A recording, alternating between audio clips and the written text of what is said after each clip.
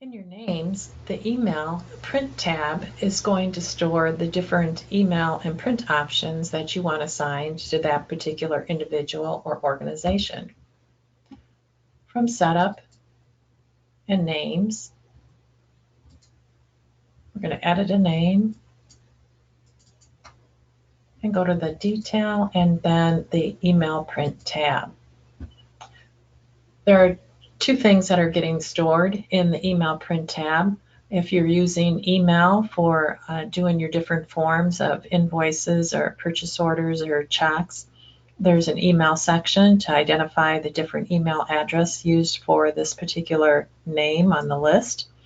And down at the bottom are the print options if you're printing those different forms.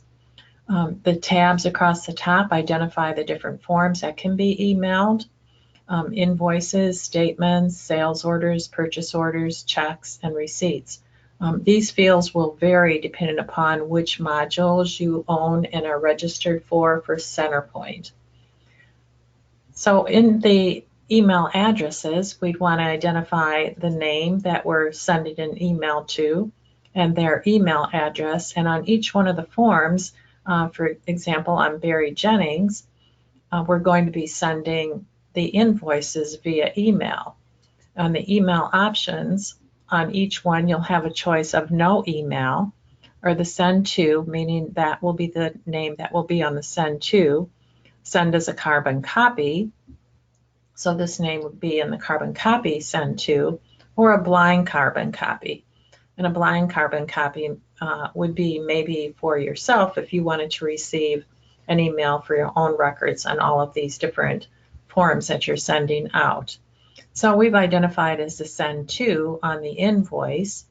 On the invoice for the company of CenterPoint sample here, we've identified the email address we want all these going to and marked it as the blind carbon copy. Now let's add another one. Perhaps we have another person at this company named Sam Apple. And we're going to put in Sam's email address there. And he gets all the purchase orders. So over on the purchase order column, we're going to identify Sam as the send to.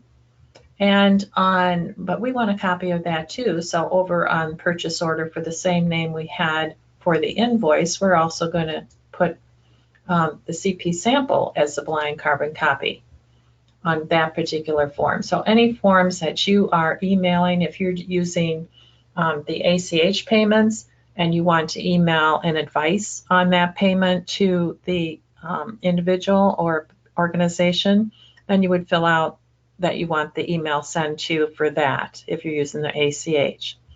Any of these different forms, or if you're wanting to send a receipt email, any forms you're wanting to email, you're just identifying in these different fields for the various forms.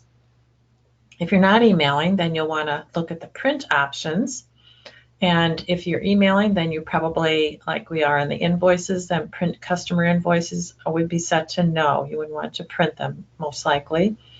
But if you're not using statements to email statements, then you might have yes on print customer statements and so on. If you're wanting to print on any of these different type forms, you want to set it to yes or no. And each name can identify how those preferences are needed for sending all the different forms.